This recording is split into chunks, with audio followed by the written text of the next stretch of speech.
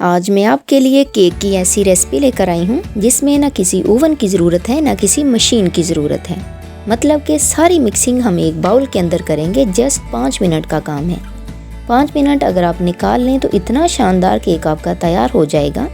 कैसे ये सब होगा, क्यों लोगों के केक नहीं भूलते, कौन सी नॉर्मली लोग गलतियाँ कर जाते हैं, किस तरह से आप शानदार सा स्पॉन्जी केक घर पर बना सकते हैं, एक एक बात बताऊँगी। बस आपने करना क्या है, एक एक स्टेप को गौर से देखना है और उसे फॉलो करना है। तो चलिए जी अपनी रेसिपी को हम स्टार्ट करते हैं। सबसे अहम बात ये कि जो आपने मोड़ लेना है उससे पहले अच्छे से ग्रीस कर लेना है। ये काम आपने रेसिपी शुरू करने से पहले करना है। ऐसा क्यों, ये मैं आपको आगे चल के बताऊंगी ऐसा क्यों ज़रूरी है। अब हम एक बेकिंग पेपर लेंगे, उसकी मोल्ड के अकॉर्डिंग कटिंग कर लेंगे। पहले ऑयल क्यों लगाया, ताकि पेपर इसके अंदर अच्छे से चिपक जाए। जब हम इसके अंदर बैटर ऐड करें तो कोई प्रॉब्लम ना आए। मोल्ड हमारा तैयार हो गया है। अब सबसे पहले हम लेंगे एक बाउल। इसके अंदर जाएगा हाफ कप के जितना दूध। अगली चीज़ जो इसमें जाएगी वो है 2 अंडे। अब अंडों का आपको पता है केक के अंदर से एक स्मेल सी आती है। अक्सर लोग ये पूछते हैं इसको दूर कैसे किया जाए, तो बहुत ही सिंपल तरीका है। ये मेरे पास है वनीला एसेंस के 4 से 5 ड्रॉप। ये आपको किसी भी जनरल स्टोर से इजीली मिल जाएंगे। अगर आपके पास ना हो तो आप अंडों को स्किप कर दें। उसकी जगह पे मैंने यहाँ हाफ कप दूध लिया था, आप पौना कप दूध का ले लें। वनीला एसेंस खुशबू का भी काम करता है और अंडों की स्मेल को भी दूर करता है।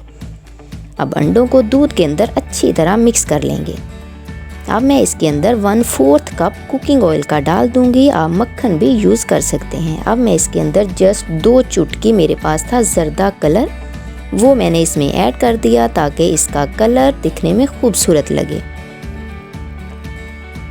अब ये मेरे पास है हाफ कप पिसी हुई चीनी। आप दानेदार चीनी का भी इस्तेमाल कर सकते हैं। उसके लिए फिर क्या होगा कि आपको ज़्यादा बीट करने की ज़रूरत पड़ेगी।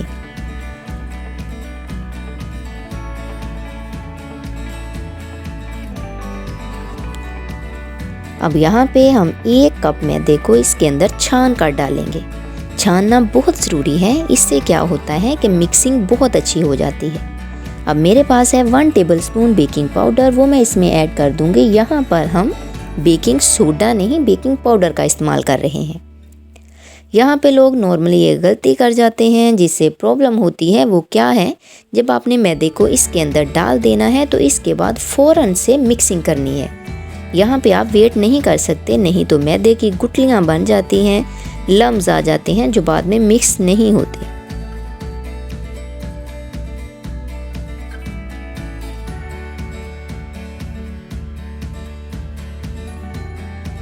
बैटर हमारा तकरीबन तैयार हो गया है। अब मैं इस मोल्ड के अंदर ये सारा बैटर डाल दूंगी। आप इसके ऊपर से भी ग्रीजिंग कर सकते हैं, लेकिन ज़रूरत नहीं, इसके अंदर ही हमने काफ़ी सारा ऑयल ऐड कर दिया है।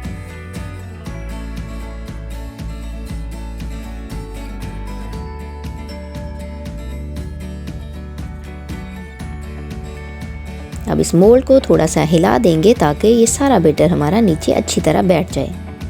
ये मेरे पास एक कढ़ाई है जिसे मैंने 2 मिनट पहले मीडियम फ्लेम पर प्री हीट कर लिया है। प्री हीट करना बहुत ज़रूरी है।